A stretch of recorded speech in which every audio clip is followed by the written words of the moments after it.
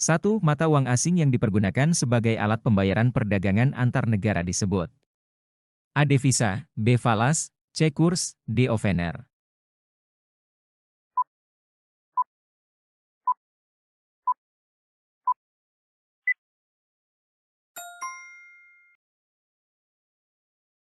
Mata uang asing yang dipergunakan sebagai alat pembayaran perdagangan antar negara disebut falas.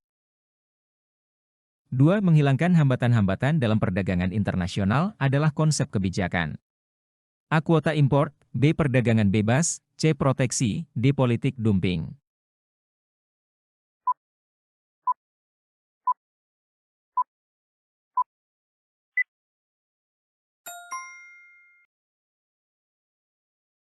Perdagangan bebas adalah suatu konsep kebijakan ekonomi di mana negara-negara berusaha menghilangkan atau meminimalkan hambatan-hambatan perdagangan internasional. Prinsip dasar dari perdagangan bebas adalah memungkinkan aliran barang dan jasa yang lebih lancar antar negara tanpa adanya hambatan berupa tarif, kuota, atau regulasi perdagangan lainnya. 3. Perdagangan internasional kecuali berdampak positif, juga bisa berdampak negatif apabila tidak dipersiapkan dengan baik oleh negara tersebut. Berikut ini yang merupakan dampak negatif dari adanya perdagangan internasional adalah A. Adanya alih teknologi, B. Terpenuhinya kebutuhan dalam negeri, C. Perusahaan dalam negeri terancam bangkrut, sebab kalah bersaing, D. Meningkatkan hubungan antar negara.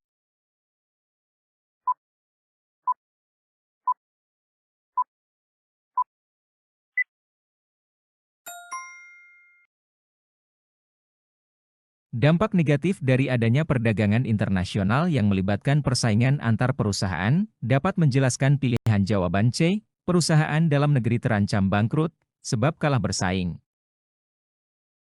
4. Politik ekonomi di mana menjual barang di luar negeri lebih murah dibandingkan di dalam negeri. Setelah bias menguasai pasar di luar negeri, maka secara perlahan-lahan harga di luar negeri dinaikkan disebut politik. A. Politik pintu terbuka, B. Politik bebas aktif, C. Politik etis, D. Politik dumping.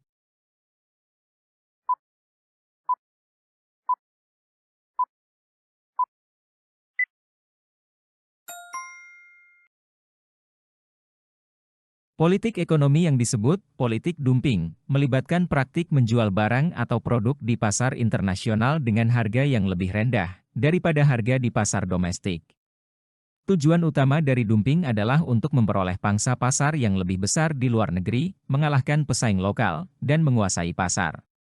Setelah perusahaan atau negara berhasil mendominasi pasar internasional, mereka kemudian dapat secara perlahan-lahan menaikkan harga produk mereka.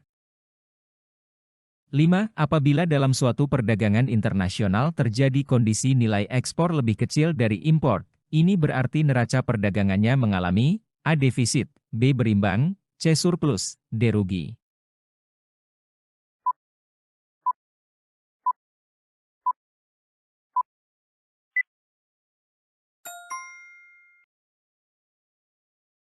Neraca perdagangan adalah selisih antara nilai ekspor dan nilai impor suatu negara dalam suatu periode tertentu. Ketika nilai ekspor lebih besar dari nilai impor disebut sebagai surplus perdagangan. Ketika nilai impor lebih besar dari nilai ekspor, maka disebut defisit perdagangan. 6. Perbandingan nilai tukar mata uang suatu negara dengan negara lain disebut A. Valuta asing, B. Kurs, C. Devisa, D. Saham.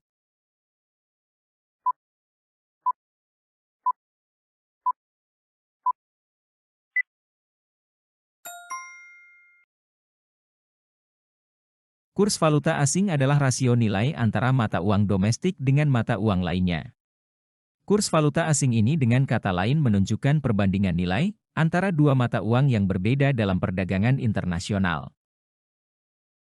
7. Ekonomi kreatif adalah sebuah industri yang didasarkan pada A. Pemanfaatan kreativitas dan keterampilan, B. Emosi individu, C. Kerja kelompok, D. Dukungan pemerintah.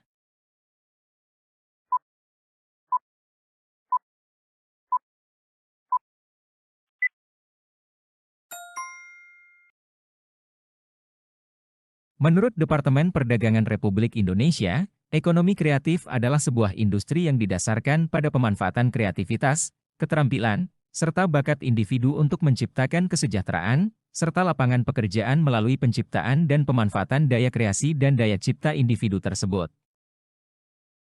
8. Industri kreatif yang terkenal di dunia yang berasal dari Jawa Tengah yaitu A. Tari piring, B. Rendang Padang, C. Rumah Joglo, D. Ukir Jepara.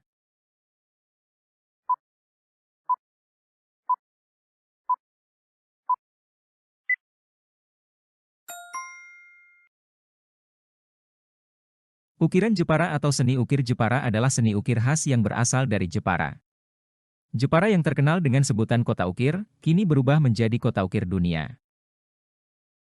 9. Perhatikan gambar di bawah ini, hasil ekonomi kreatif yang bahan dasarnya adalah A. Besi baja, B. Aluminium, C. Bambu, tanah liat dan kayu, D. Batu-batuan.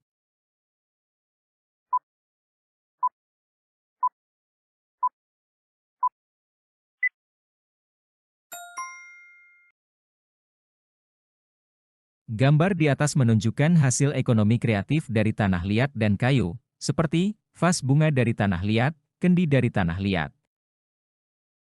10 berikut ini yang bukan merupakan karakteristik ekonomi kreatif, adalah A. Berbasis pada ide atau gagasan, B. Konsep yang dibangun bersifat kreatif, C. Pengembangan tidak terbatas dalam berbagai bidang usaha, D. Selalu mendapat kucuran dana dari bank.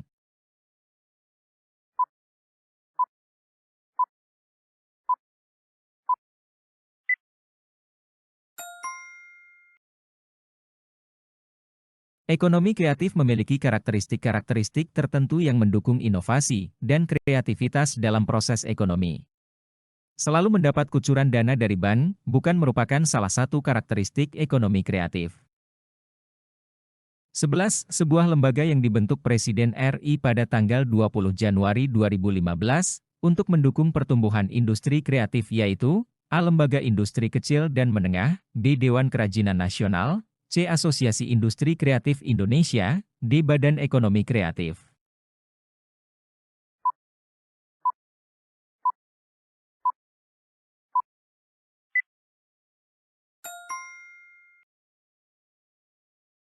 Badan Ekonomi Kreatif bertugas membantu Presiden dalam merumuskan, menetapkan, mengoordinasikan, dan sinkronisasi kebijakan di bidang ekonomi kreatif.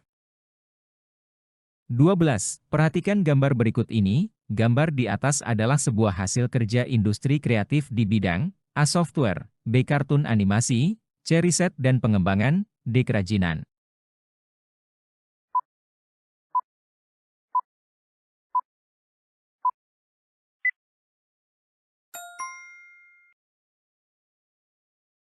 Industri kreatif merupakan suatu industri yang mengandalkan kreativitas dalam menghasilkan suatu barang dan jasa. Dari soal tersebut, menunjukkan industri kreatif subsektor animasi kartun. 13. Kemunculan istilah ekonomi kreatif disebabkan oleh A. Berkembangnya kreativitas, B. Sumber daya manusia tidak berkembang, C. Perubahan pola pikir ekonomi era modern ini yang dulunya berbasis sumber daya alam beralih ke sumber daya manusia, D. Perekonomian global mengalami perubahan.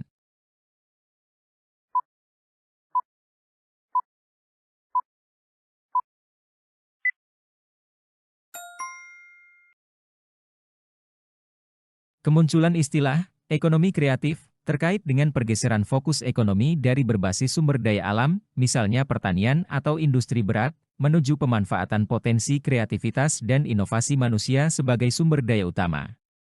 Perubahan ini mencerminkan transisi menuju masyarakat berbasis pengetahuan dan kreativitas dalam era ekonomi modern. 14. Film animasi karya Amikom Yogyakarta yang sukses di pasar perfilman Indonesia adalah berjudul A. Sangkuriang, B. Bandung Bondowoso, C. Betel of Surabaya, D. Upin Ipin.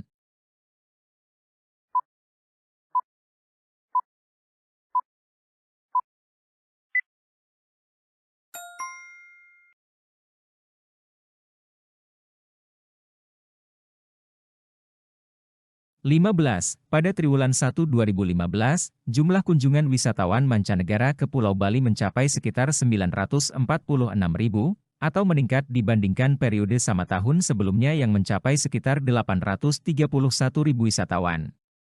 Alasan wisatawan asing suka berwisata di Pulau Bali adalah A. Keindahan alamnya, B. Terdapat beraneka ragam budaya. C. Masyarakat Bali memadukan unsur keindahan alam dan budaya. D. Di Bali banyak terdapat hotel mewah.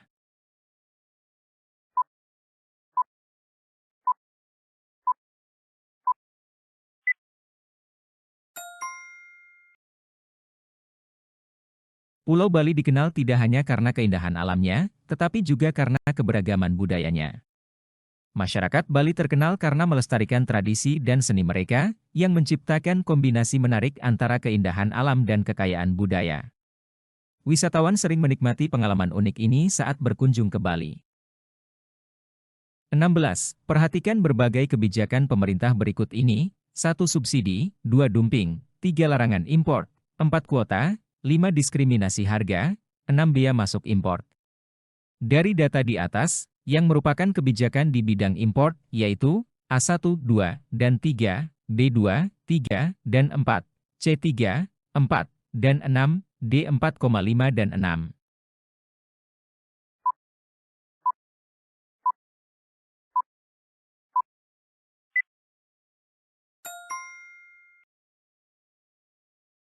Dari data di atas, kebijakan di bidang impor adalah 3, 4, dan 6, larangan impor, kuota, bea masuk impor. 17. Manakah pernyataan yang benar berikut ini? A. Permasalahan sosial di daerah-daerah di Indonesia yang paling mengemuka adalah masalah tenaga kerja. B. Pulau Bali adalah kekuatan ekonomi baru yang bersifat eksklusif dan banyak dilirik investor. C. Kerjasama yang erat di berbagai bidang antar wilayah yang erat di antara sesama pemimpin daerah dapat mengantarkan pertumbuhan ekonomi yang tinggi pula. D. Pluralitas tumbuh dan berkembang atas dasar ketidakadilan ekonomi dunia.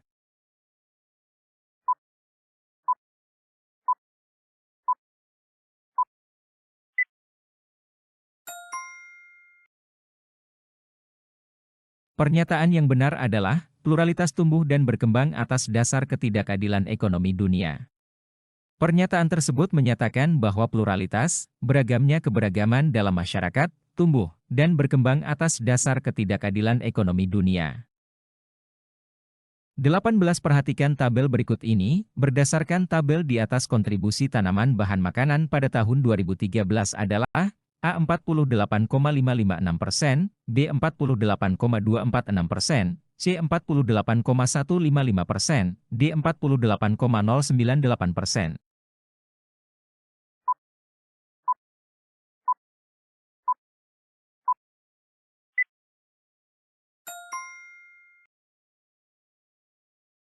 Untuk menghitung besarnya kontribusi tanaman bahan makanan di sektor pertanian pada tahun 2013 adalah, kontribusi sama dengan 574.330 dibagi 1.190.412 dikali 100, sama dengan 48,246%.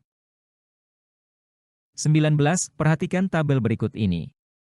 Berdasarkan tabel di atas, pertumbuhan jumlah kunjungan wisatawan asing ke Indonesia terbanyak terjadi pada tahun A 2008, 2009, B 2009, 2010, C 2010, 2011, D 2011, 2012.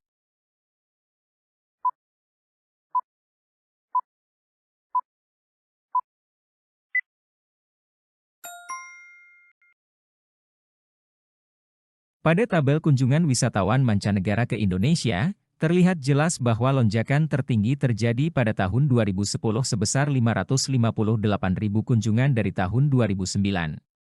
Sehingga dapat disimpulkan bahwa peningkatan tertinggi terjadi pada tahun 2010. Sementara itu, data pada tabel di tahun 2012 dengan jumlah wisatawan sebesar 3.880.000, merupakan jumlah wisatawan terbanyak selama periode waktu kunjungan wisatawan mancanegara rentang tahun 2008 hingga 2012. 20. Dengan kemajuan teknologi informasi dapat memperpendek jarak dan mempercepat waktu. Sebagai contoh dalam hal jual beli, saat ini kegiatan jual beli dapat dilakukan dengan media internet yang disebut dengan istilah A. Chatting, B. Browsing, C. Online shop, D. Buying.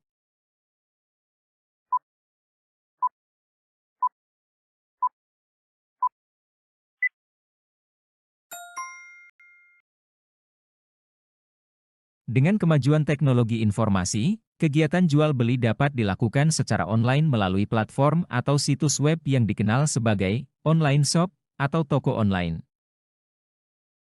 21. Perhatikan pernyataan pada tabel berikut ini. Pernyataan yang benar dari keunggulan kedua negara itu adalah A. Indonesia dan Thailand sama-sama memiliki keunggulan komparatif. B. Indonesia lebih diferensial dalam hal keunggulan komparatif dengan negara Thailand. C. Indonesia dan Thailand sama-sama penghasil beras yang unggul. D. Indonesia dan Thailand sama-sama serius mengolah sektor pertanian.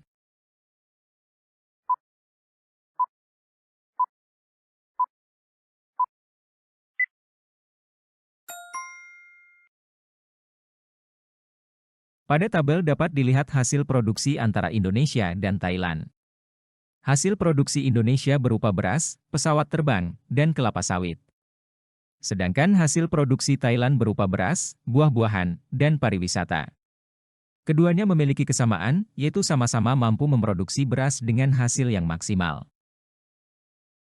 22. Tantangan yang dihadapi dalam perdagangan internasional dalam era perdagangan bebas akan berdampak yang kurang menguntungkan, yaitu A. Eksploitasi ekonomi, pudarnya identitas kebudayaan dan ancaman fisik lingkungan. B. Kejahatan lintas negara semakin meningkat. C. Indonesia mendapatkan subsidi dari negara asing untuk merawat sektor kehutanan. D. Pemerintah menjadi sering mengeluarkan kebijakan terkait perdagangan bebas.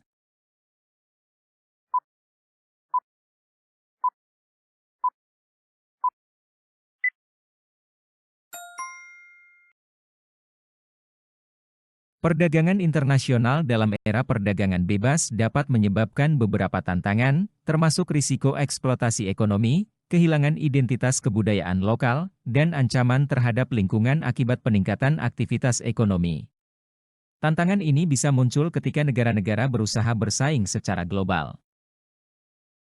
23. Seorang ekonom yang mengemukakan teori keunggulan komparatif, yaitu A. Adam Smith, B. David Ricardo, C. Karl Marx, D. Drs. Muhammad Hatta.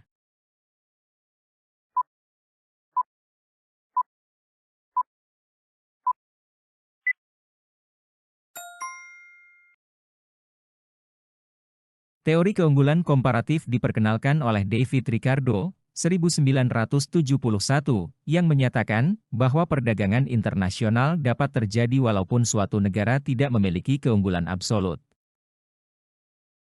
24. Cara yang dilakukan suatu negara untuk mendapatkan keunggulan di bidang ekonomi adalah A. Memperbanyak faktor-faktor produksi dan menambah utang luar negeri. B. Melakukan spesialisasi dan efisiensi dalam memproduksi barang. C. Meningkatkan eksploitasi sumber-sumber mineral yang telah ada. D. Mendatangkan investor asing sebanyak-banyaknya.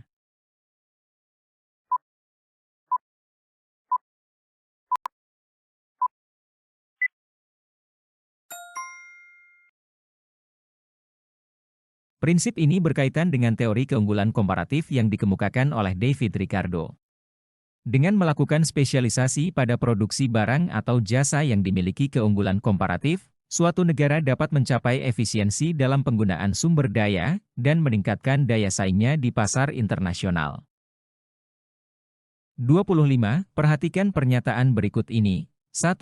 Melakukan analisis dampak lingkungan. 2. Penggunaan sumber daya alam yang ramah lingkungan. 3. Mempertahankan dan mengembangkan kebudayaan bangsa sendiri. 4. Adanya peningkatan kualitas sumber daya manusia.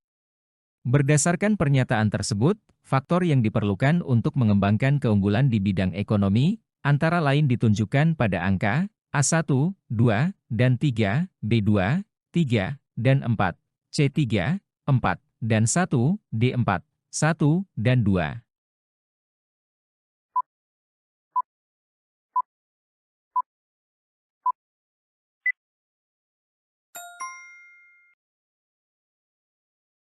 Berdasarkan pernyataan tersebut, faktor yang diperlukan untuk mengembangkan keunggulan di bidang ekonomi adalah ditunjukkan pada angka 2, 3, dan 4. 26. Keunggulan mutlak yang dimiliki Indonesia adalah A. Indonesia adalah pasar potensial atas produk-produk asing. B. Kualitas barang dan harga barang yang murah. C. Sumber daya alam dan sumber daya manusia yang banyak. D. Keamanan dalam negeri yang kondusif.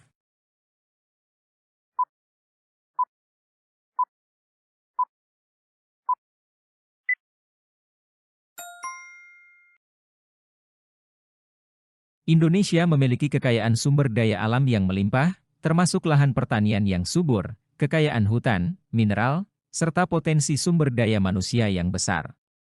Keunggulan ini dapat menjadi basis untuk pengembangan sektor ekonomi tertentu. 27 potensi unggulan Sumatera Utara di bidang pariwisata adalah A. Tari Tortor, B. Tari Saman, C. Tari Piring, D. Wisata Alam Danau Toba.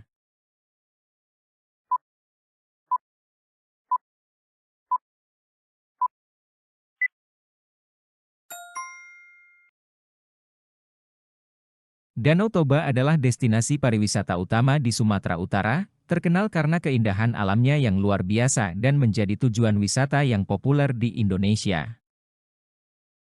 28 kawasan di wilayah Indonesia bagian barat yang menjadi lalu lintas perdagangan tersibuk di dunia adalah A. Pelabuhan Aceh, B. Selat Makassar, C. Selat Malaka, D. Selat Bali.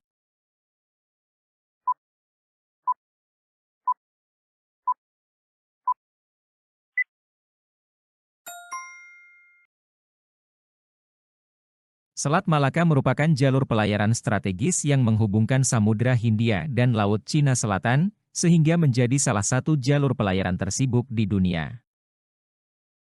29.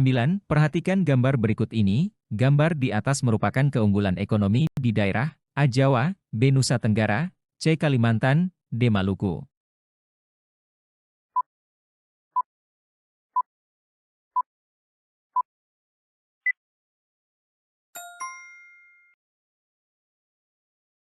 Gambar di atas merupakan hutan yang ada di Pulau Kalimantan. 30. Berdasarkan regionalisasi pusat-pusat pertumbuhan ekonomi, untuk Pulau Jawa kota utama yang ditunjuk adalah A. Jakarta, B. Semarang, C. Bandung, D. Surabaya.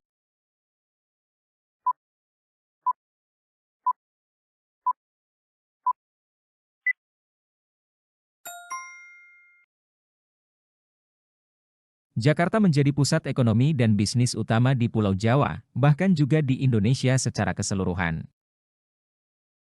31.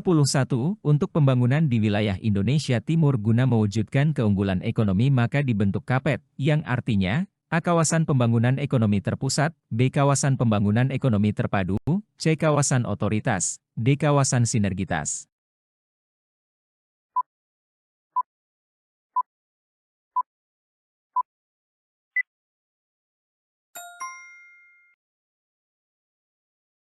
KAPET merupakan singkatan dari Kawasan Pembangunan Ekonomi Terpadu. 32. Salah satu tujuan pembentukan kawasan ekonomi terpadu adalah A. Meningkatkan pendapatan asli daerah, B. Meratakan penduduk, C. Menseimbangkan antara pertumbuhan ekonomi dengan pertumbuhan penduduk, D. Mengurangi kriminalitas.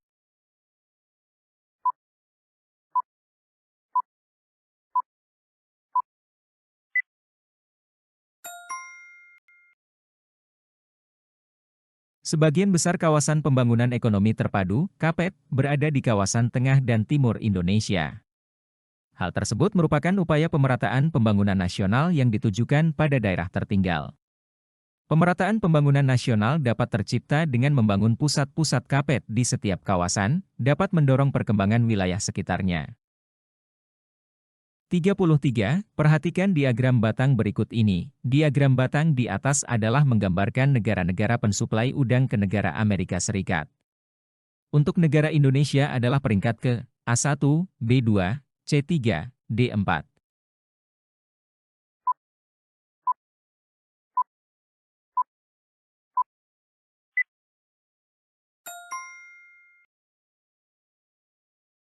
Indonesia merupakan negara maritim yang memiliki banyak pulau dan dikelilingi oleh lautan.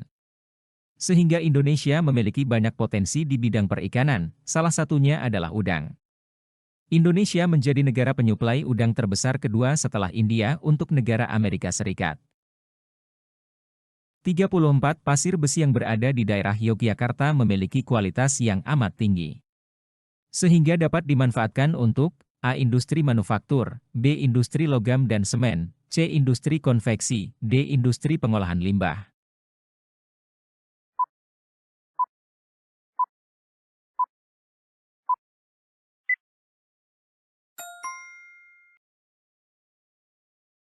Pasir besi sering digunakan sebagai bahan baku dalam industri logam, terutama dalam proses pembuatan besi dan baja.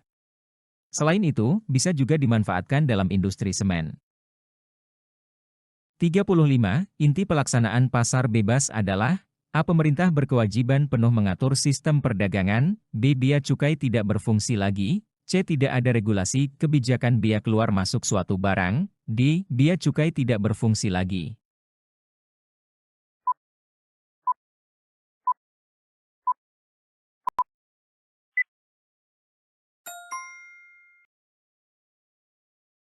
Pasar bebas mengharapkan bahwa tidak ada hambatan perdagangan dalam bentuk regulasi atau kebijakan bea keluar masuk yang dapat menghambat aliran barang dan jasa antar negara.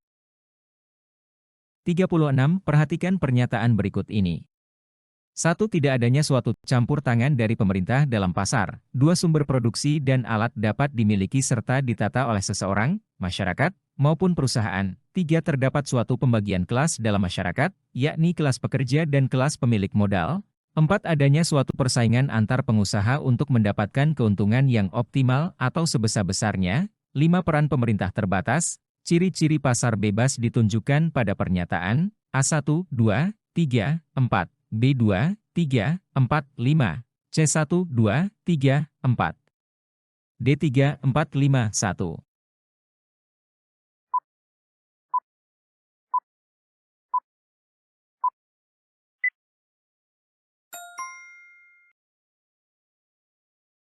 Ciri-ciri pasar bebas ditunjukkan pada pernyataan 2, 3, 4, 5. Sumber produksi dan alat dapat dimiliki serta ditata oleh seseorang, masyarakat, maupun perusahaan. Terdapat suatu pembagian kelas dalam masyarakat, yakni kelas pekerja dan kelas pemilik modal.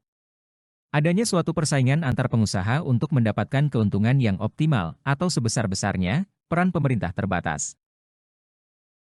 37. Perhatikan gambar berikut ini. Gambar tersebut merupakan identitas organisasi. A. Uni Eropa, B. MEA, C. AFTA, D. APEC.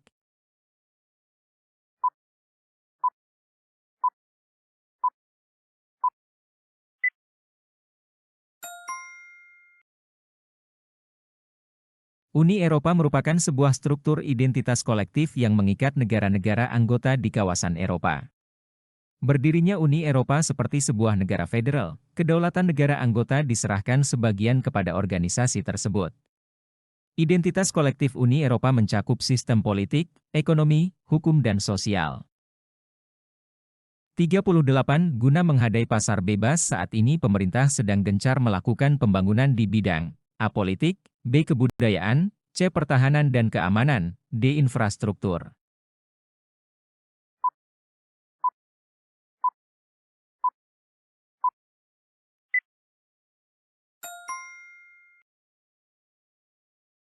Pembangunan infrastruktur dapat membantu meningkatkan daya saing ekonomi suatu negara dalam menghadapi pasar bebas dengan mendukung konektivitas dan efisiensi dalam berbagai sektor ekonomi. 39. Berikut ini yang tidak diinginkan dalam pasar bebas. A. Kebebasan aturan, B. Cara, C. Jenis barang yang dijual, D. Prosedur ekspor dan impor.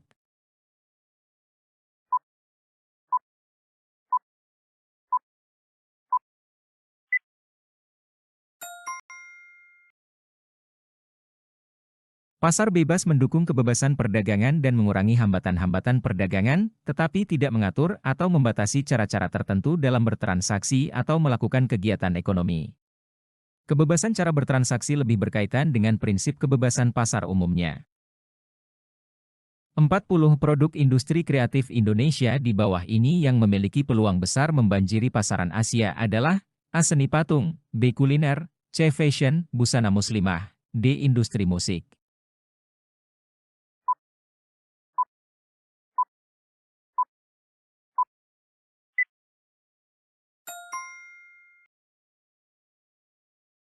Busana muslimah dari Indonesia telah mendapatkan perhatian positif di pasar internasional, termasuk di Asia.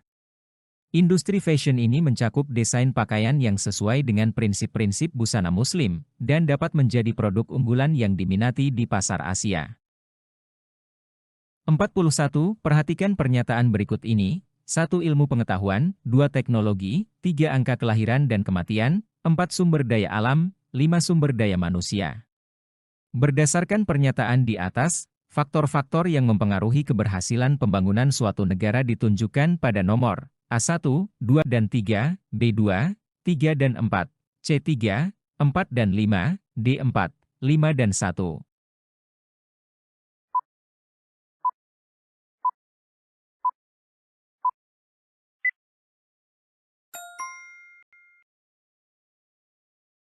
Berdasarkan pernyataan di atas, faktor-faktor yang mempengaruhi keberhasilan pembangunan suatu negara ditunjukkan pada nomor 3, 4, dan 5, angka kelahiran dan kematian, sumber daya alam, sumber daya manusia. 42, berikut ini yang bukan termasuk pengaruh perubahan ruang dan interaksi antar ruang terhadap ekonomi: A. Berkembangnya pusat-pusat pertumbuhan, B. Berkembangnya sarana dan prasarana, C. Perubahan orientasi mata pencaharian, D. Terjadinya penyimpangan sosial.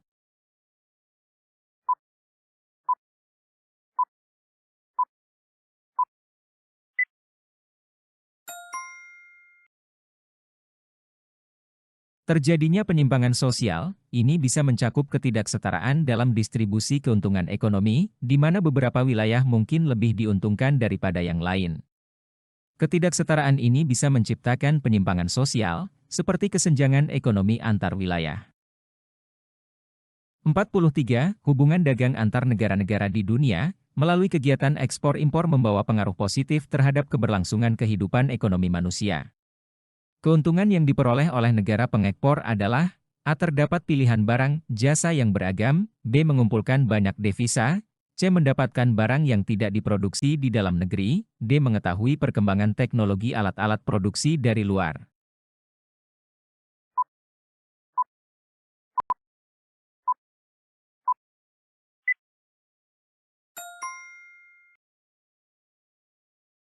Melalui ekspor, negara dapat memperoleh devisa dari negara-negara yang menjadi tujuan ekspornya.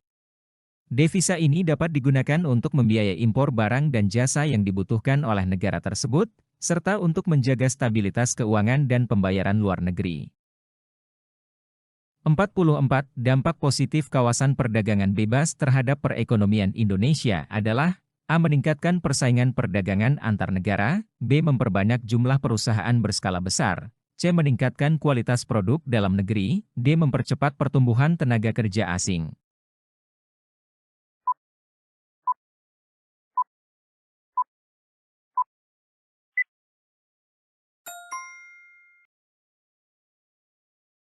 Melalui kawasan perdagangan bebas, Indonesia dapat meningkatkan daya saing produk dalam negeri dengan memperbaiki kualitasnya. Hal ini dapat mendorong pertumbuhan ekonomi dan memperluas pangsa pasar internasional untuk produk-produk Indonesia. 45. Perhatikan gambar berikut ini. Pada masa kini di Indonesia berkembang pada sektor perkebunan. Jika diinterpretasikan seorang penanam modal akan berinvestasi untuk usaha, maka bidang usaha yang dapat dipilih oleh investor tersebut adalah: A. Mendesain paket wisata yang memvisualisasikan pemandangan kebun teh serta aktivitasnya, B. Membuat perumahan dengan konsep villa yang dijual dengan kredit, C. Membuat perusahaan peracikan dan pembuatan teh, D. Membuka kos-kosan bagi para pekerja kebun teh.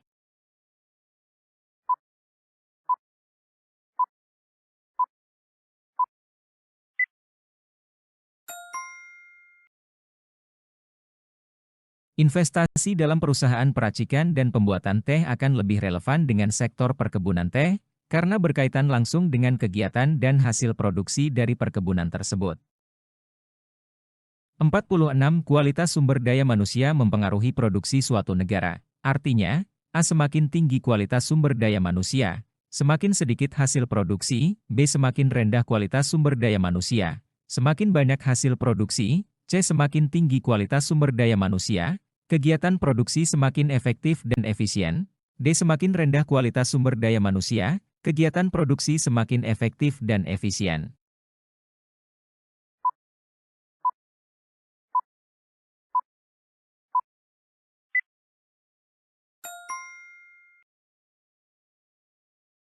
Kualitas sumber daya manusia yang baik seperti tingkat pendidikan dan keterampilan, dapat meningkatkan efektivitas dan efisiensi dalam kegiatan produksi suatu negara. 47. Perhatikan pernyataan berikut ini. 1. Upaya manusia secara sadar dan terencana untuk memadukan lingkungan hidup. 2. Pembangunan yang tidak sesuai dengan tuntutan zaman. 3. Proses pembangunan yang menjamin kemampuan, kesejahteraan, mutu hidup generasi kini dan masa datang. 4. Pembangunan total baik secara fisik maupun sosial. Ciri-ciri pembangunan berkelanjutan adalah ditunjukkan pada nomor A1 dan 2, B1 dan 3, C1 dan 4, D2 dan 3.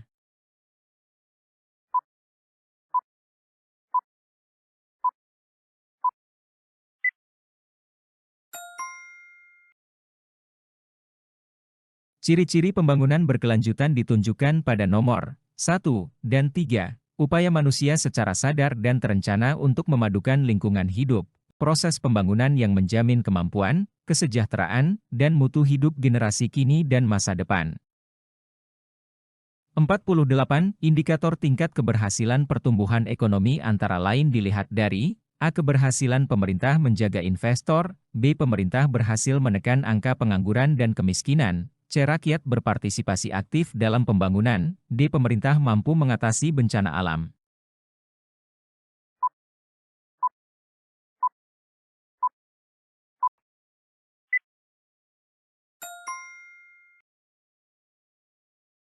Keberhasilan pemerintah dalam menekan angka pengangguran dan kemiskinan seringkali dianggap sebagai indikator yang penting dalam menilai kesejahteraan ekonomi suatu negara.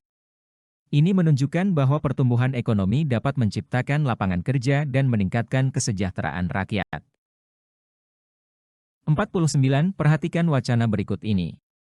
Dari wacana di atas dapat disimpulkan bahwa A. Kalimantan Barat menjadi daerah yang prospektif dalam pengembangan budidaya ubi kayu. B. Selain di Kalimantan Barat ubi kayu perkembangannya tidak baik. C. Ubi kayu menjadi komoditas ekspor unggulan Kalimantan Barat. Di daerah di Kalimantan Barat yang berhasil mengembangkan ubi kayu adalah Landak dan Sintang.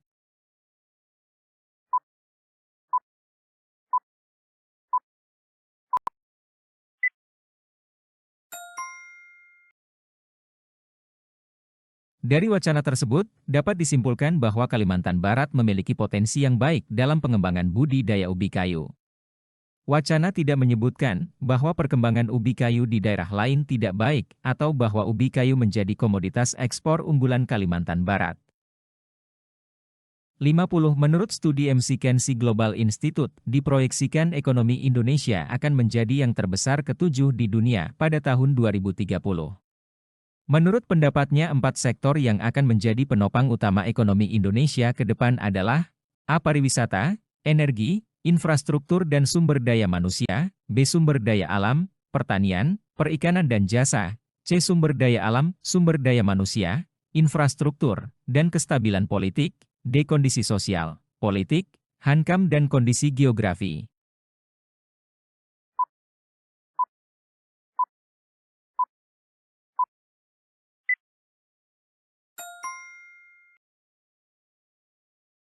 Menurut studi McKinsey Global Institute, diproyeksikan ekonomi Indonesia akan menjadi yang terbesar ke-7 di dunia pada tahun 2030.